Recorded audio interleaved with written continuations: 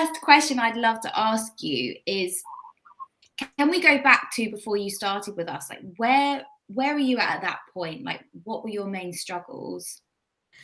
So right at the beginning, before I started with Fit Queen, my struggles were around losing weight and doing the right amount of fitness.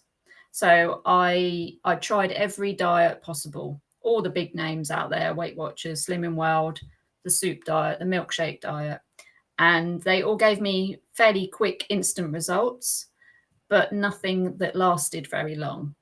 And they didn't give me enough energy either to fuel all the fitness that I was doing. So I was running and running. I loved to run. And I just thought the more I ran, the smaller I'd get. And that just didn't work. So nothing that I was doing was sustainable. And I was becoming more and more frustrated and more disappointed, and losing loads and loads of confidence in how I looked, in my appearance. And also trying to balance that with a very busy lifestyle, a very busy, demanding job, was really hard. And it just, instead of motivating me, it was demotivating me. And that's why I decided to phone up Fit Queen. Absolutely. And I think if you're not careful, it's no surprise it's demotivating, if you're constantly signing up to and committing yourself and putting yourself into something and then it consistently not working, it's so frustrating. And, you touched on having a busy, demanding job. So at that point, did you just feel like you were going to work and then when you were signing off work, you weren't really feeling confident in your body and being able to actually enjoy your social time? Yeah, I think the thing is with my job, I'm super confident in everything I do that's work related. But then I'd come home and I'd look in the mirror and I wouldn't like what I saw in the mirror. I'd open the wardrobe and I'd be like, right, I'm going out Saturday night. What am I going to wear? Nothing looked good. Nothing fitted.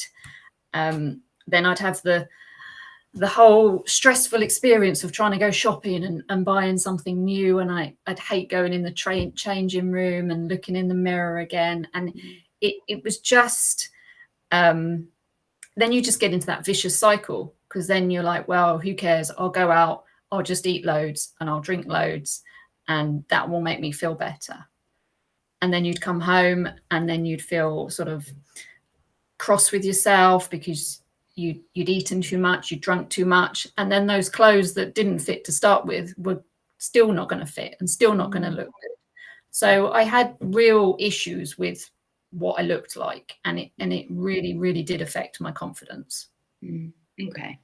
And in regards to time, I have to bring it up because you are a busy woman. You're a busy lady. And I think for a lot of other busy ladies, especially, in demanding roles, it can feel like I want to address this problem that I know I have and I want to create a solution, but I'm worried because I don't have much time and I already have a lot on my plate. Was that something you felt at the beginning? Were you a bit fearful around that? Yes, because I think when you go on a diet or you join some fitness program or whatever, you think that you're going to have to spend hours in the gym or hours running or hours cooking recipes and measuring everything and weighing everything. And I suppose I just didn't have the time to do that. I just don't have the time for all of that. So I needed something that could fit into that lifestyle, quick and easy recipes, that didn't take a lot of preparation, workouts that weren't going to mean I had to spend hours in the gym, but it would give me, positive, good results at the same time. And I needed something that was going to fit. Plus, I love to socialize, and I didn't want anything to impact socializing. I love going out for meals. I love going out for a drink. And I wanted something which meant I could still do that as well. So, okay, that's my golden question. Can you go out, have a glass of wine, and still create amazing visual changes? Absolutely. Yes. Yes, absolutely. And that is the key here, that we shouldn't be entering into any form of restriction. We're not put on the planet to be at war with our body image or food. You know, it's very much about building a structure that really works for you as a unique person. And I guess, you know, before coming to Fit Queen, a lot of the dieting attempts that you said at the beginning, you know, they were very much one size fits all. And actually, it's about working with you as a holistic person and understanding what your unique needs are. You know, if you don't like cooking, then there's no point having big elaborate recipes that, you know, require you to be in the kitchen if it's something you don't enjoy. And, you know, actually looking at your body and looking at your hormone function and things like that to actually be able to create a solution that works for you. And it really fast tracks you to get to a place where you achieve amazing results. And okay, that's my next question. What are your biggest wins so far that you've achieved? The biggest wins are nothing to do with weight loss, I would say. And they're nothing to do with running marathons or half marathons or anything like that. I think the biggest wins are confidence.